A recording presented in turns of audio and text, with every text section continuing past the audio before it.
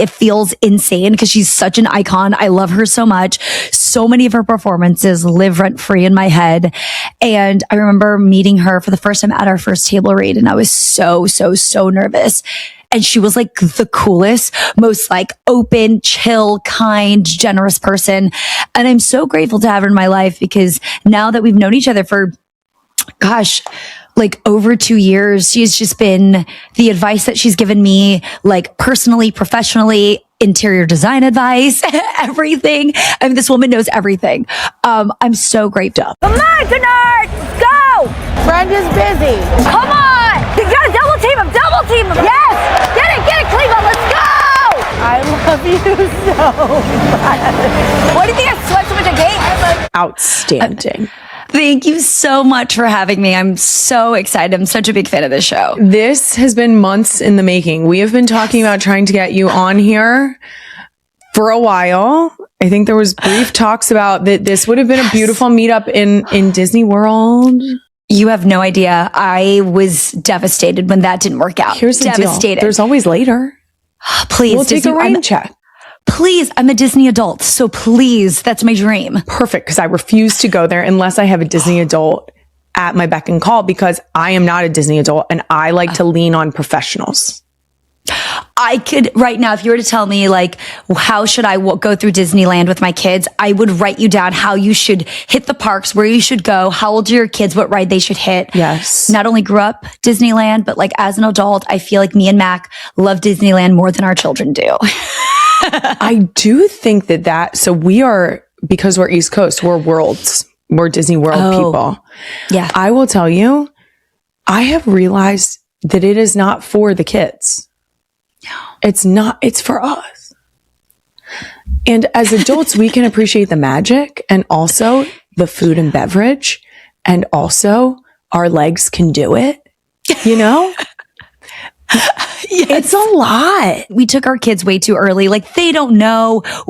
Poor Mac is like strolling them in the huge double strollers, and like by 1 p.m. they're tired. I'm like, we have 8 hours to go. Yep. This is a marathon, not a sprint, people. We figured out that because we have 4.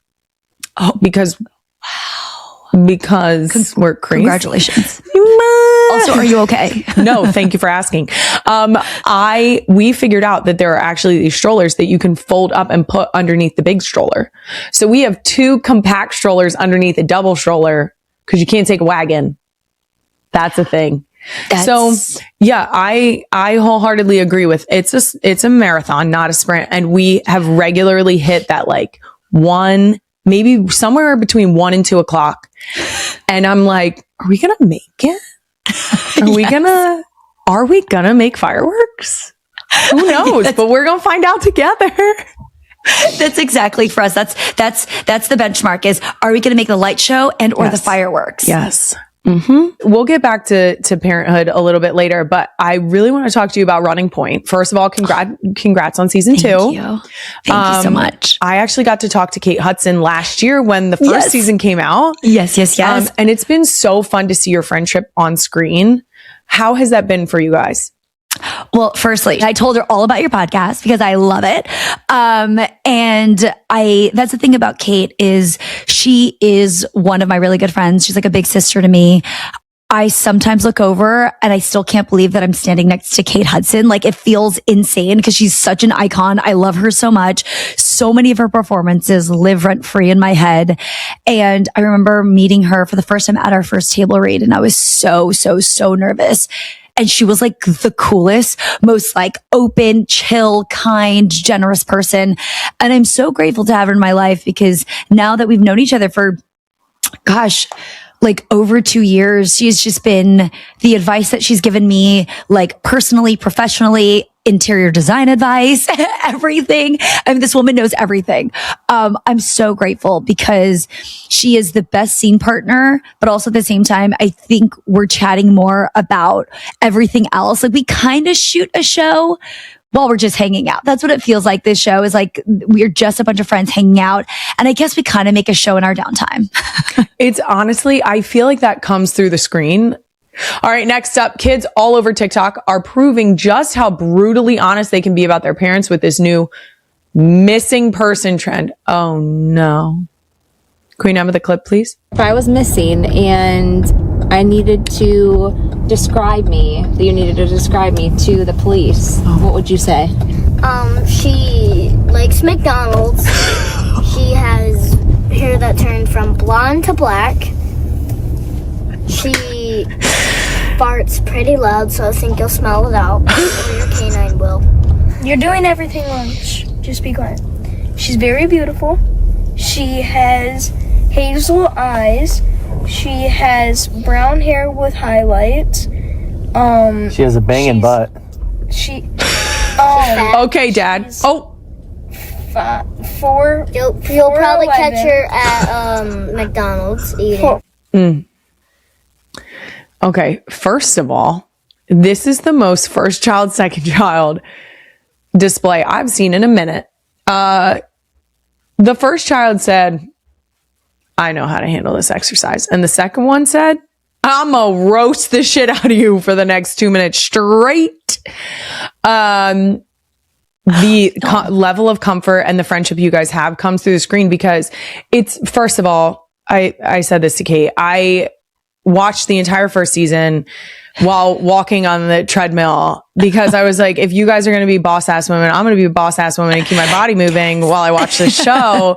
But I love that it really is like two friends just being badasses in the sports world. It feels so good and you can feel it right through the screen. Oh, thank you. It's, I always say it starts from the top, and like Mindy Kaling is like the most badass boss woman you'll ever meet. Like, she for our first table read, she had sent me an email being like, oh, I'm not going to make it because I'm about to give birth. And I was like, I didn't even know you're pregnant.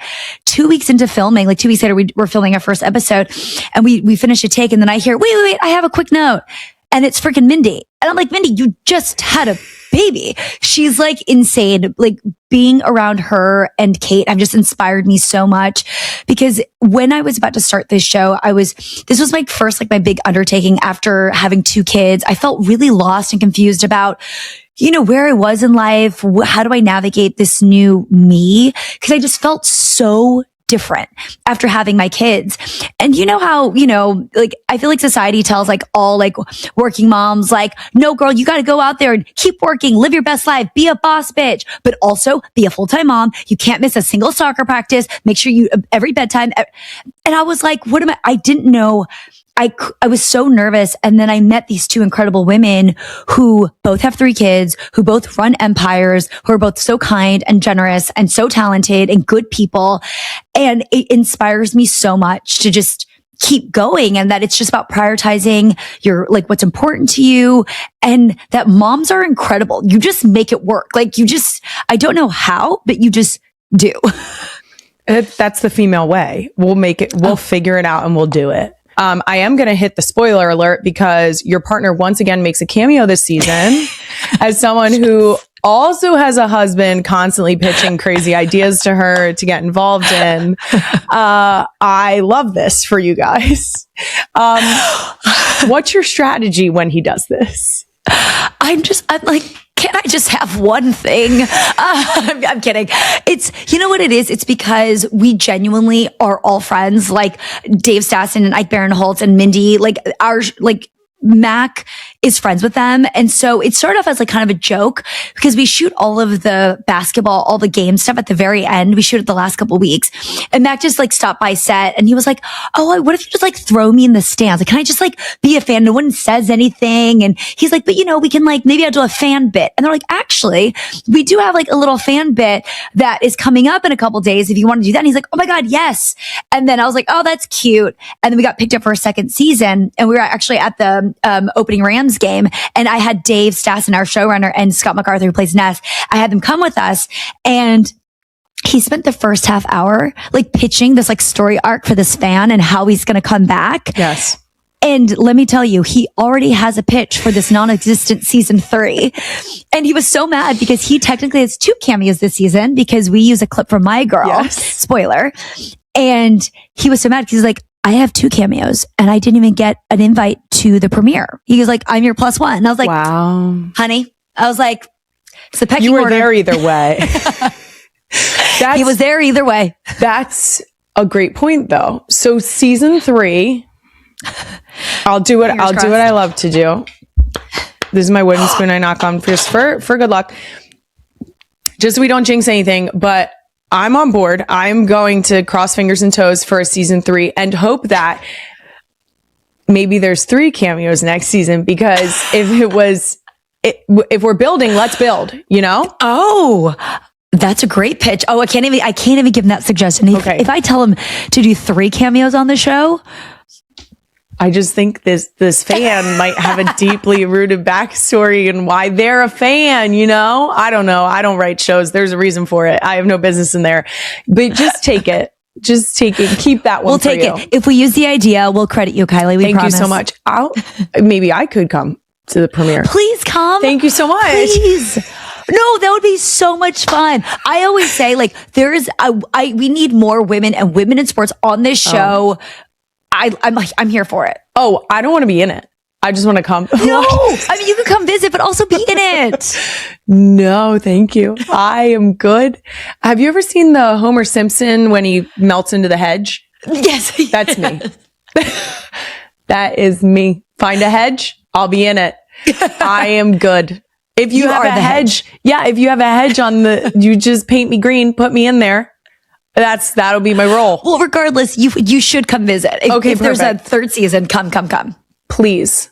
I'm manifesting a 3rd season for many reasons. Many, many reasons, because I love this show. Thank you. Now, you, of course, played the chief of staff for an LA basketball team in the show, but in real life, you are one of the biggest Laker fans around. Yes. It's so impressive. How superstitious are you? Because I'm asking, this is a safe space for superstition, because, I mean, you saw my wooden spoon. I like to keep something handy just in case. We'll scale it. I need to know how superstitious you are on a scale of 1 to turning around in your seat at the stadium if shit isn't going your way. It is. So I've been better now, because I literally went to the hospital watching a Laker game at home. I hyperventilated because I was watching a game. And it was the game 7 Western Conference Finals, Lakers Sacramento. I talk about this all the time because it was so anxiety ridden.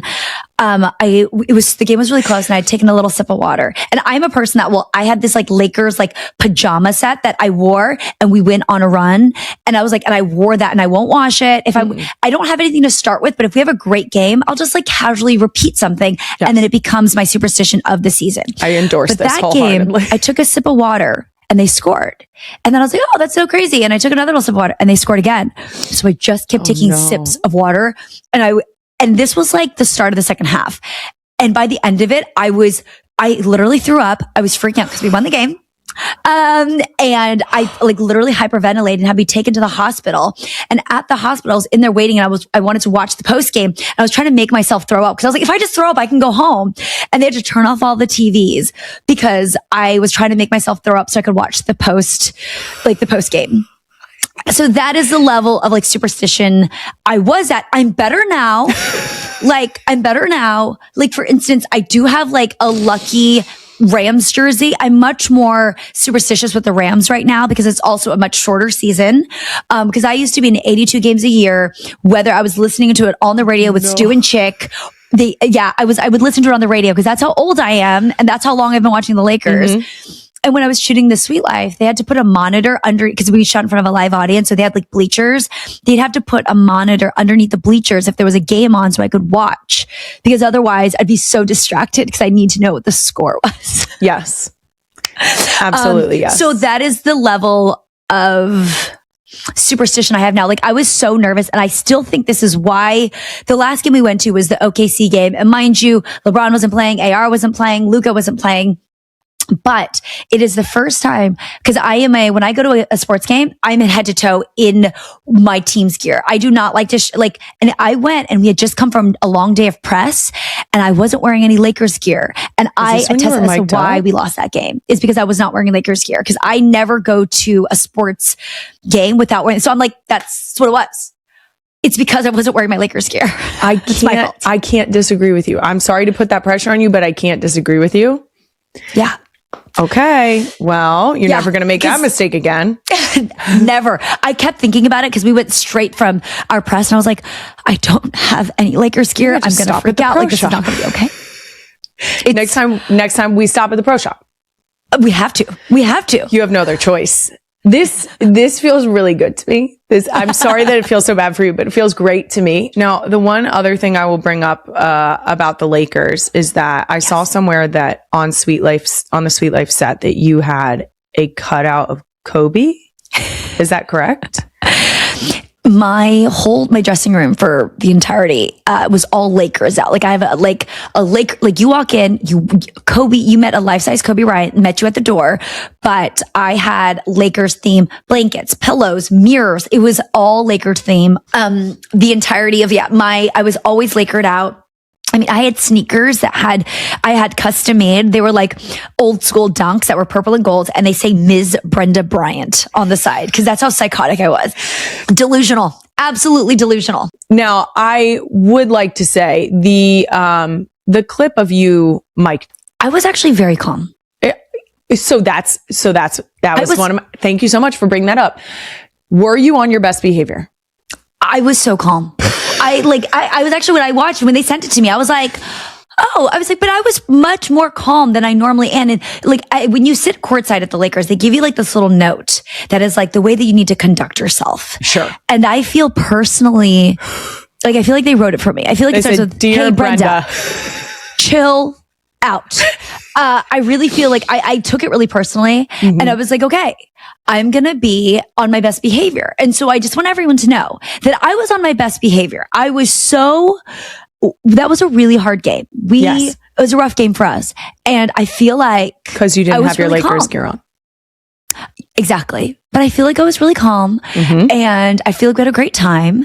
I taught Kate a lot. She makes me laugh because she is so funny because she is the exact opposite of me at a game. She's so calm. She's so chill. And those words I don't know what those words mean, especially at a sporting event. I have no idea. Time. It's game time. Oh yeah. Mac is always worried that I'm going to get into a fight at a game because if the feeling strikes you. I was like, especially if you're coming to our house, get out of here. Get out of here. Now, I will say, in terms of Kate's reaction to you, the one part of the clip where she turns and goes, "Brenda's busy." I'm like, that's the perfect, I'm here for a good time. She's busy, so we can't interrupt her. Now, I do want to bring up, you're saying you're very calm in that clip. How about when you were with Macaulay last year? Would you say that was your best behavior? A push-off! A push-off! What? Yeah, no, that was actually still pretty tame. That was you don't want to see me. I feel like with basketball right now, because my fandom is different. When Kobe was playing, oh no, you could have never mic'd me up because I would go after players, families, and children. I was that level of crazy. I really feel like I am so much more calm than I would be at a Rams game. I always say I was like, you can't mic me up at a Rams game. I would be canceled immediately. Because I'd just be yelling also. I would just be yelling the entire time because I really do. I would my goals is to be like an assistant defensive coordinator. That is my dream goal. That's what I want to do in life. Yes. And I feel like and especially now, I feel like I've gotten a lot more calm. I mean, you might have to ask Mac. He'll probably say something different, but I do feel like I'm more chill than I used to be. I've gone on record. People will ask me all the time about how it's been. Do you still go to games all the time? Because I used to go to every home game. Yeah. And I say, no, I watch from the comfort of my own living room. They're like, you like that? And in my head, I'm like, yeah, I do. Cause I can say all the curse words I want in my living room and no one's going to be like, wow, Kylie, why are you talking about that player like that? And I'm like, well, because he's got bricks for hands. Okay. Yes. Who am I to, or like every time there's like a defensive secondary and it goes right through their hands. And I mean, they get fingers on it. And I'm like, that's why they're defense, Kylie. That's why they're defense, Kylie. That's why they're defense, Kylie. If they had hands, they'd play offense. And I'm talking to myself. And I'm like, you know what? This living room, this is a good place to do that. The It's a safe stadium, place. eyes on me, I'm Well, especially good. you. I'm good. It's so funny because I always say this. I'm like, I always preface it that when I'm watching a game, there is no player in person. This is just players. We are talking strictly sports here. Yes. And so when I am like, I love my Ramley. I love my Rams players, but Yes. don't get it twisted when someone drops a pass, No. when there's a missed opportunity, when someone is just not, cause so many things have to go right for, like that's the thing about football. It like truly one person misses someone, you miss a block, it is done for. The play is, it's, and I can't let it go. I hold on to grudges for a very long time. Like I could tell you now, like how many players that I look at and I was like, oh, I'll never forget that pass you drop. I'll never forget it.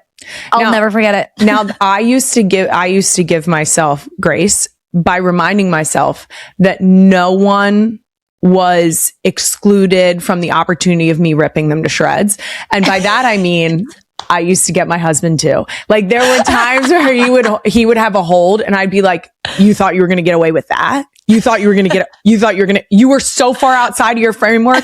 I'm done. Like I would be like, no one was safe. No one. So I feel like that makes it fair. Checking Allstate first could save you hundreds on car insurance. That's smart. Not checking the kids' pockets before starting the laundry. Now there's random rocks clanking around in the dryer and what I can only guess is chewed gum all over the place. Yeah, checking first is smart. So check Allstate first for a quote that could save you hundreds. You're in good hands with Allstate. Potential savings vary, subject to terms, conditions, and availability. Allstate North American Insurance Company and affiliates, Northbrook, Illinois. What I will say is that I am not sorry about the last couple times that the Eagles and the Rams met up. Oh my God, please don't even get me started. That blocked kick. Jordan Davis. I'm still mad at that Jalen Carter sack like 2 playoffs ago. And like, I'm still mad about it I was like, in my mind, I was like, we're driving down. We have the ball. We're down. We're going to win by 1. I see this. Yeah. And Jalen Carter, he's incredible. Let me tell you about that Jordan Davis block. From our side of things, remember when we were talking about superstition? I turned my ass around in my seat. And then you guys didn't win. No, we did not. Success. So many of our losses this past season came down to it came down to special teams, but we had 2 blocked field goals the past season to lose a game. I mean, that only plays into the win now because you guys have it. When you're losing by that small of a margin, it says you're right there. Yeah. And then, so that's why we took Ty Simpson and that's why we took a quarterback in for our first pick in this draft. I love that for us. I think everyone loved that. Yes. I think everyone loved that. We're enjoying except it. For, we were here in New York doing press and I've been waiting for the draft because off season, when you didn't win, like I always say, like the fastest off season was when the Rams won because I'm like, I'm living it up. Yes. In the off season. But when you don't win or when your team was really close and they don't win, this is like the hardest time. You're like, how are you going to fix it? Exactly. So all I'm thinking about is, okay, what trades? What do we get in free agency? And then the draft. You get so excited about the draft because you're like, all right, here's where we can figure out. And especially, I think specifically in the NFL and in football, a player can make an impact immediately. It's truly a young man's game. Like you come in right out the gate, you can make a difference. I mean, like, you know what I mean? Right away.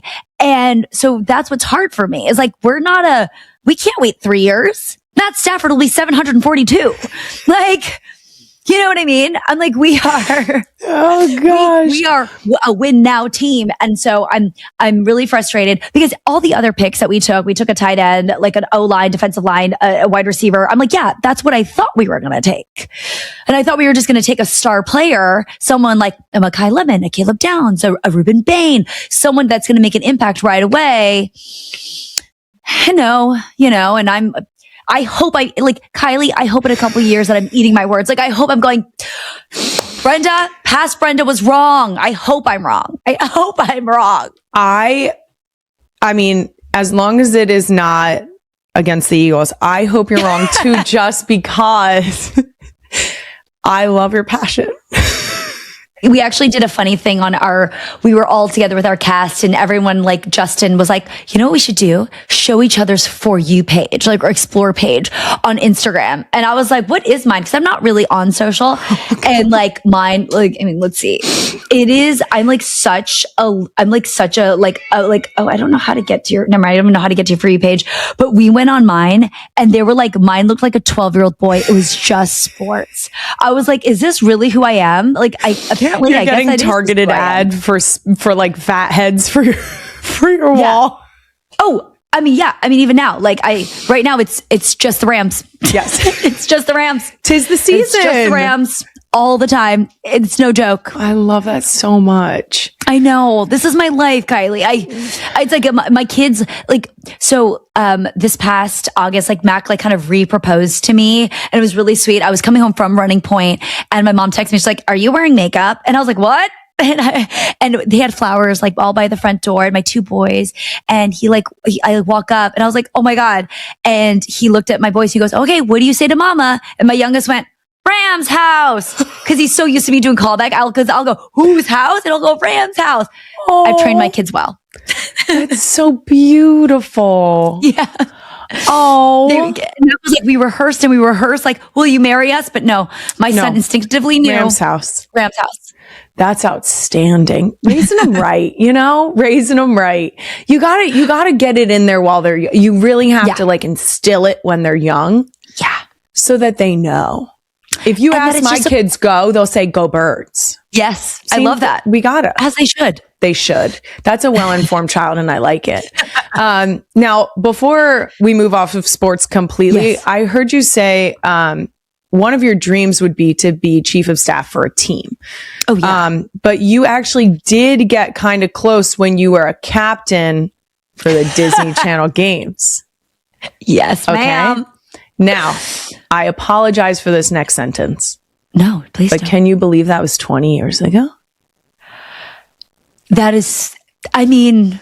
Feel free to say no, it wasn't, because I say all the time, I'm 24 years old. I'm 24, I'm 34 years old.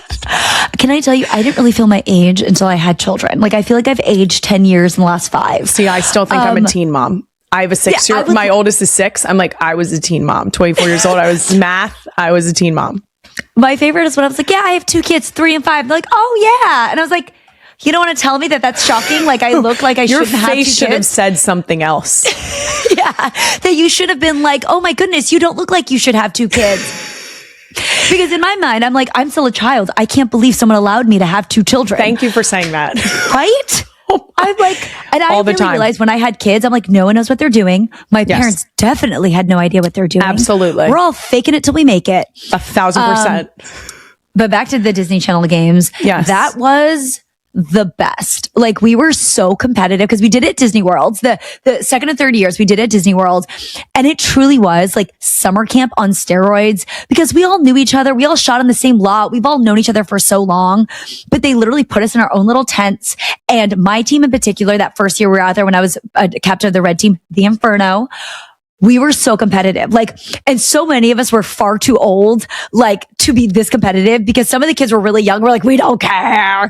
We're gonna win. They had to tell us so many times to stop swearing because we were so in it. Like, we're like in hamster balls. Like we're doing the most childish like games, but taking it so serious. Like, we literally game plan. We're like, okay, so for this mini game where we have to keep the ball up in the air, this is what we're gonna do. Like, we're so serious. And that's how I approach sports. Like, I'm terrified for my kids are playing actual sports with games. Mac is like, I'm not allowed to go. Like, I'm not allowed to go to games. That's fair.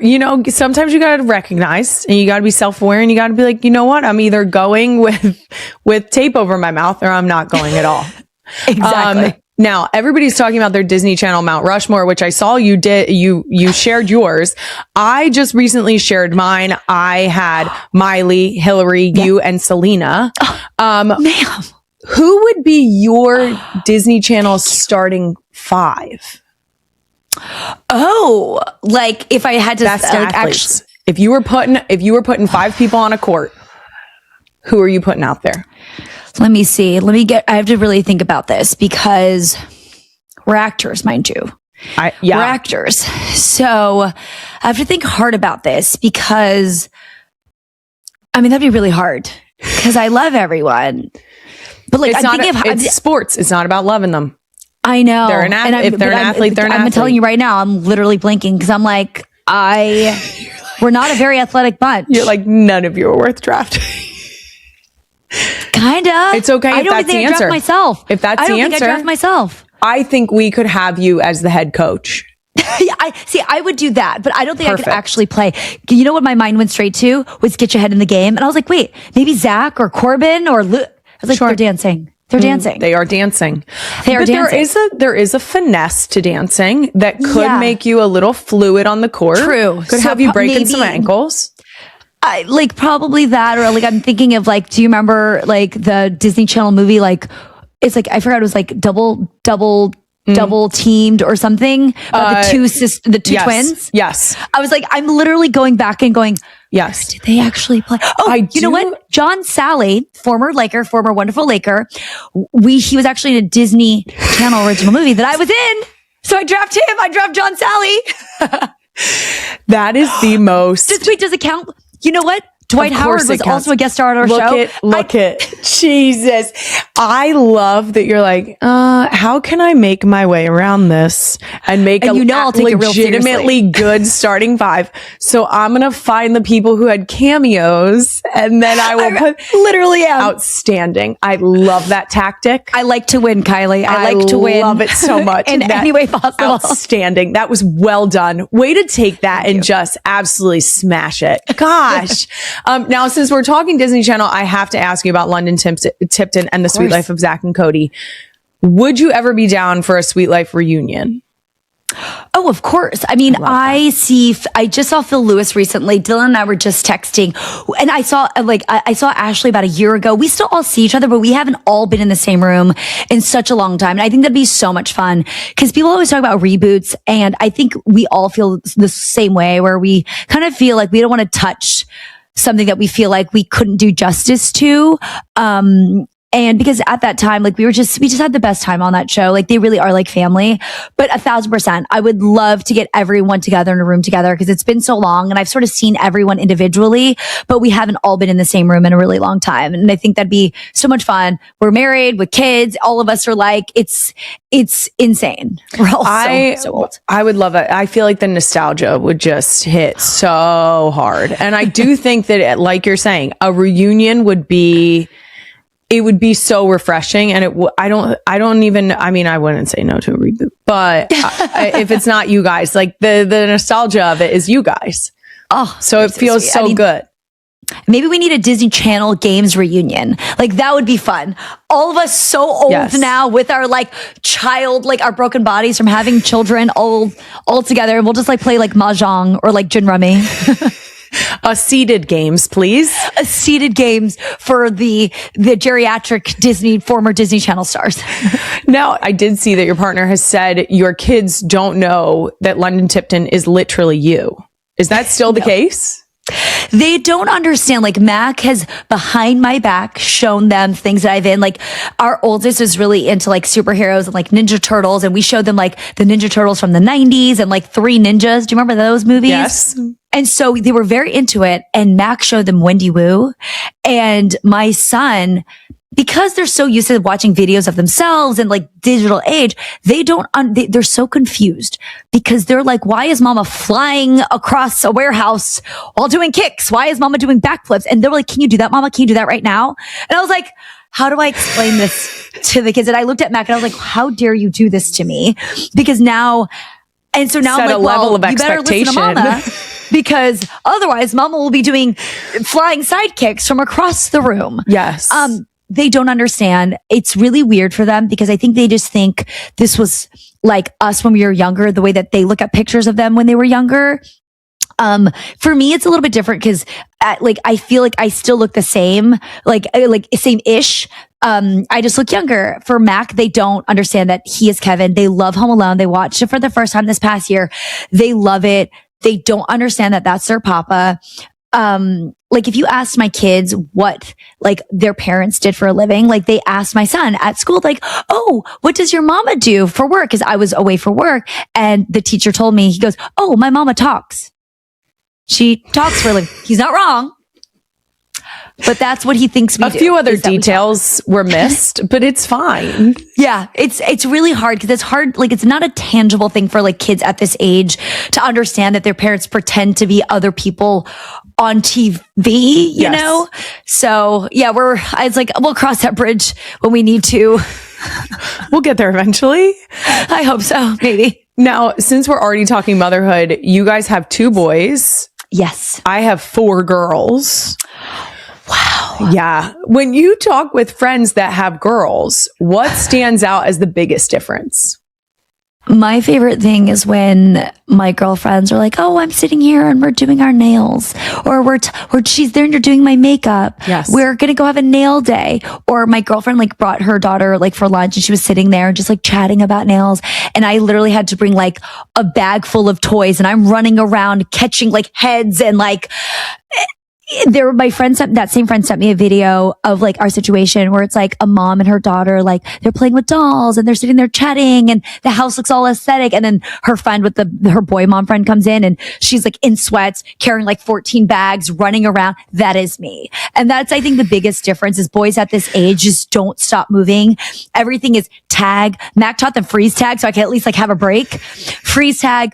My kids love being municipal workers. So it's like policeman taking a jail. I'm a fireman who needs to be saved. It is constant. We're like, now they're into like play fighting and I'm trying to teach them how to do it safely without like hurting, but also I don't want to like stunt their like, you know, their curiosity and their creativity. I'm like, don't we want to color? Like, no, I've like no, I know. My oldest finally is like getting into card games. He loves like Uno and like board games. So I'm very happy about that. But most of the time it's like, let's play tag. Let's, can I chase you, mama? And they'll like literally chase me and they're like run around car. I never stop. Work is actually the place where I take a break. I was like full-time moms. That is the hardest job in the world. Stay-at-home moms are like the heroes that I will never have more than enough respect for because I say, you know, finding work balance with a working mom, like it's a different struggle, the mom guilt, all that kind of stuff. But I remember 2 weeks after having my first son, my mom, who's like, we don't have a traditional nanny. I have my mom because Asian mom looked at us and was like, if you get a nanny, I'll be insulted. And it's like the biggest blessing in our lives. I remember looking at her after like 2 weeks postpartum and be like, I am so sorry for anything I've ever done to upset you, to hurt you, to ever like cause you stress, because being a mom is so hard. And she did it with 3 kids and like being at home and like run, like, I don't know how she did it. Like she truly, like, I don't know how you do it. Like it is so hard. It is so hard. Like right now being here has been so hard being away for the kids, but it's like this balance of like figuring out, you know, the mom guilt and understanding that I truly have to for me to be the best mom, I have to be the best me. And a huge part of that is work. Like that really makes me feel strong and confident and like me because I love my work so much and trying to do that while also being with my kids as much as I can be and also trying to teach them that you have to work. It is crazy to think that you are molding their upbringing. So like, you know what your childhood did for you. And obviously you want to try and replicate certain things and not replicate other things. Yeah. But at the end of the day, you are making what we now look back on as our childhood and what made us who we are. So it's that's a crazy responsibility to have. The pressure is insane. Someone once told me, just remember when you speak to your children, that is going to be their inner voice as adults. Yes. And I went, thank you for reminding me. Their pressure is not enough already. Yes. To raise good children, smart children, curious children. I always say, like, right now, like, my son we have one that's 3.5, one that just turned 5. And it's such a tricky time because they're both so curious and they want why they want to know about everything, questions about everything, but also they're testing their boundaries and limits. And like, my son the other day said to me, he goes, Mom, you're always so mean to me. You're always telling me what to do. And I got so emotional. I had to like walk away because I went, that is not what I want to do. But at the same time, it's like, how do you find the balance of teaching your kids what's right and wrong and what's smart? Because, we like to not say good or bad. It's what's smart and not smart decisions. It's like everything has to be so intentional or like we try to be intentional about everything that we're doing, but also allowing them to still be kids and allow them to like make mistakes so they can learn on their own, to have fun, to not stunt that like growth and curiosity. It's so hard. My oldest hit me with you're so mean.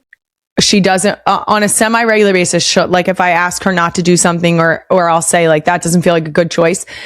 She will say, you're so mean. And I'm like, am I mean or am I? And she'll go, trying to keep me safe. And I'm like, thank you so much for understanding the difference. So on a regular basis, we have conversations about like the reason Mom says no oftentimes is to keep you or your sisters safe. Cause sometimes it's that I'm asking you not to launch yourself off the couch when your sister's doing tummy time in the middle of the living room, like it just, the math isn't mathing on that one. I cannot thank you enough for coming on today. This has been such a blast. And it is such an honor to get to talk to you. Running Point season 2 is streaming now on Netflix. Go check it out. Thank you so much. Thank you so much for having me. This was so much fun. This was incredible. Imagine a light, fun podcast suddenly taking an emotional turn. The kind that makes everyone pause for a second because they didn't see it coming. That's exactly what happened when Brenda's song unexpectedly got emotional while talking about Taylor Swift, leaving Kylie Kelce visibly shocked. It started as a normal conversation, nothing too deep. But the moment Taylor's name came up, something shifted. Brenda's tone softened, her energy changed, and suddenly it wasn't just casual talk anymore. She began opening up about how Taylor isn't just a global superstar, but someone whose music truly connects on a personal level. You could hear it in her voice. This wasn't rehearsed or planned. It felt real. She shared how Taylor's songs had been there for her during difficult times, almost like a quiet support system in the background of her life. And that's when the moment really hit.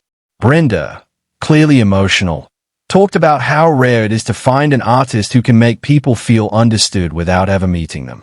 She said something along the lines of how Taylor has this ability to reach into people's lives and reflect their feelings back to them in a way that feels deeply personal.